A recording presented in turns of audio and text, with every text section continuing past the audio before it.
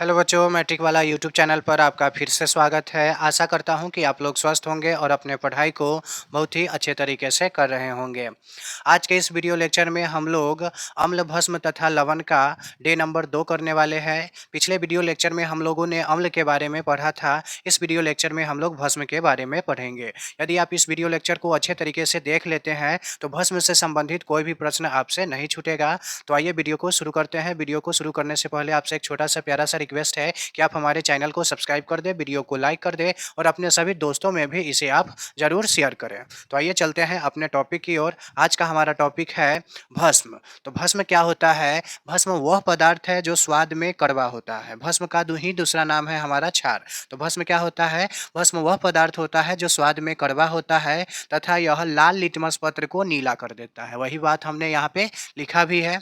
अब आर्हेनियस है, उनके अनुसार भस्म की क्या परिभाषा दिया गया है? आर्हेनियस के अनुसार भस्म वह पदार्थ है जो जल में घुलकर हाइड्रा ऑक्साइड आयन देता है। आर्हेनियस के अनुसार भस्म वह पदार्थ है जो जल में घुलकर हाइड्रा ऑक्साइड आयन देता है। जैसा कि यहाँ पे आपको उदाहरण दिया गया है, sodium hydra oxide, potassium hydra oxide. अब भस्म को कैसे पहचानेंगे? तो इसको पहचानने का सबसे आसान तरीका है, यह तरीका आपको 99% सही है, न कि 100%। जिस के अंत में OH होगा वो हमारा क्या हो जाएगा? भस्म हो जाएगा। जैसे यहाँ देखिएगा, इसके अंतिम में OH, इसके भी अंतिम में OH, तो ये दोनों के दोनों हमारा क्या है? भस्म है। तो भस्म आशा करता हूँ कि आपको भस्म पहचानने आ गया होगा। अब हमारा है भस्म के गुण। तो भस्म का पहला गुण है कि यह स्वाद में क्या होता है? कड़वा होता है। इसका दूसरा गुण है यह लाल लिटमस पत्र को क्या कर देता है? नीला कर देता है। तीसरा गुण है इसका pH मान 7 से अधिक होता है। और चौथा गुण है यह जल में घुलकर हाइड्रा ऑक्साइड, OH को हम क्या पढ़ेंगे? हाइड्रा ऑक्साइड आयन देता है। यह धातु का सुचालक होता है। यह धातु का सुचालक होता है। तो आशा करता हूं कि आपको भस्म और उसके गुण अच्छे तरीके से समझ में आ गया होगा। तो आप चैनल को सब्सक्राइब जरूर करें, वीडियो को लाइक करें और अपने दोस्तों में भी इसे शेयर करें। अब यहाँ पे एक नया प्रश्न बनता है कि अम्ल और भस्म में क्या अंतर है? तो आपको पिछले वीडियो लेक्चर में जो अम्ल का गुण पढ़ाया गया था और इस वीडियो लेक्चर में जो भस्म का गुण पढ़ाया गया है, उसी के आधार पर आपको आसानी से अंतर लिखा जाएगा। अब अंतर हम लिखेंगे कैसे? तो पहले हम एक सारणी बनाएंगे। एक साइड अम्ल लिखेंगे और दूसरे साइड हम क्या लिखेंगे? भस्म। तो पहला अंतर क्या लिखेंगे? अम्ल तरफ यह स्वाद में खट्टा होता है और भस्म तरफ लिखेंगे यह स्वाद में कड़वा होता है। एक अंतर हमारा क्या हो गया? कंप्लीट हो गया। दूसरा अंतर में क्या लिखेंगे? अम्ल तरफ इसका pH मान 7 से कम होता है और भस्म तरफ लिखेंगे इसका pH मान 7 से अधिक होता है। ठीक है। तीसरा अंतर क्या लिखेंगे? अम्ल अम्ल नीले लिटमस पत्र को लाल कर देता है और भस्म लाल लिटमस पत्र को नीला कर देता है। तीसरा अंतर हो गया। इसी तरह हम उस जो गुण दिया गया है उसमें से देखकर एक दूसरे का अंतर लिख देंगे। आशा करता हूं कि आप अम्ल और भस्म में अंतर भी समझ गए होंगे। अब चलते हैं अगले टॉपिक की ओर। तो अगला टॉपिक हमारा है प्रबल भस्म, जिसे हम क्षार भी कहते हैं। प्रबल भस्म कहिए तब या प्रबल क्षार कहिए तब। तो इसे क्या, प्रबल भस्म क्या होता है? वे भस्म जो जलीय विलयन में लगभग पूर्णतः आयनित होकर काफी मात्रा में OH का मतलब अभी तुरंत बताया, हाइड्रा ऑक्साइड आयन। तो काफी मात्रा में हाइड्रा ऑक्साइड आयन देते हैं या प्रदान करते हैं, उसे हम क्या कहते हैं? प्रबल क्षार या प्रबल भस्म कहते हैं। तो क्या, जैसे कि हमारा सोडियम हाइड्रा ऑक्साइड है और पोटेशियम हाइड्रा ऑक्साइड जो अधिक मात्रा में हमें क्या करता है? हाइड्रा ऑक्साइड आयन देता है, उसी को हम प्रबल भस्म। जस्ट इसी के उल्टा होता है दुर्बल भस्म। तो दुर्बल भस्म क्या होता है? वह भस्म जो जलीय विलयन में केवल आंशिक रूप से आयनित होकर कम मात्रा में हाइड्रा ऑक्साइड आयन प्रदान करते हैं, दुर्बल भस्म कहलाते हैं। जैसा कि हमारा है अमोनिया हाइड्रा ऑक्साइड और कैल्शियम हाइड्रा ऑक्साइड। अब है हमारा अगला टॉपिक पीएच स्केल। तो पीएच स्केल क्या होता है?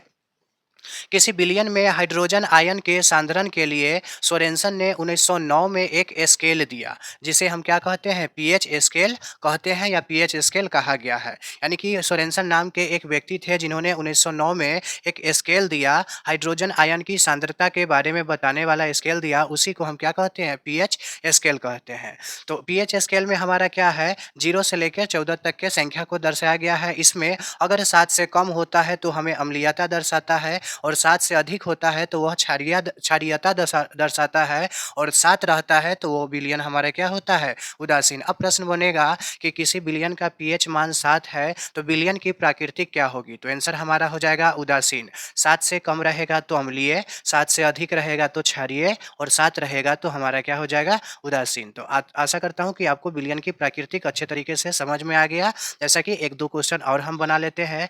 मान लीजिए कि किसी विलयन का पीएच मान 10 है तो विलयन की प्राकृतिक क्या होगी? तो 10 है, इसका मतलब 7 से ज़्यादा है तो विलयन की प्राकृतिक क्या होगी? क्षारीय होगी।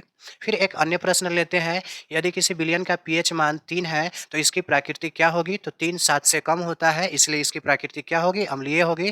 तो इसमें लिखेंगे जिस विलयन का पीएच मान 3 है वह अम्लीय प्राकृतिक की होगी। आशा करता हूँ कि आपको विलयन की प्राकृतिक अच्छे तरीके से समझ में आ गया। अब प्रश्न उठता है कि किसी विलयन कोई 2 विलयन है जिसका पीएच मान 1 है और दूसरे का 3 है। तो 1 और 3 में अधिक अम्लीय कौन होगा? तो जितना अम्लीयता, जैसा कि यहाँ पे आप देख रहे हैं, जैसे-जैसे हम इधर बढ़ेंगे यानी कि 3 से 1 की तरफ तो 3 हमारा कम अम्लीय होगा और 1 ज़्यादा। अब 5 और 2 में कौन अधिक अम्लीय होगा? तो 2 हमारा अधिक अम्लीय होगा, 5 कम अम्लीय। इधर तीर से आपको दर्शाया जा रहा है कि जिधर मतलब इधर हम जितना बढ़ेंगे बाएँ तरफ, जितना बढ़ेंगे उतना हमारा क्या अम्लीयता बढ़ता जाएगा और दाएँ तरफ जितना बढ़ेंगे हमारा क्षारीयता बढ़ता है। जैसे कि किसी विलयन का पीएच मान 8 है और किसी का 13 है, तो दोनों में अधिक क्षारीय कौन होगा? तो 13 अधिक क्षारीय होगा और जब 7 रहेगा तो वो हमारा क्या हो जाएगा? उदासीन विलयन होगा। नोट में हमारा लिखा हुआ है पीएच स्केल में पी पुषांश का सूचक है, यानी कि पीएच स्केल में जो पी है वो किसका सूचक है? पुषांश का, जो एक क्या है? जर्मन शब्द है। पुषांश का अर्थ क्या होता है? शक्ति होता है।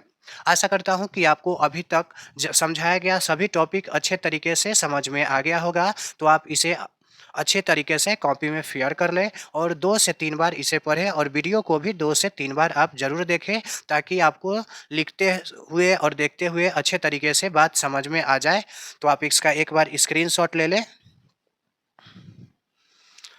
तो आशा करता हूँ कि आपको अभी तक सभी बात अच्छे तरीके से समझ में आ गया होगा। तो इसी के साथ मैं आपसे विदा लेना चाहता हूँ। धन्यवाद।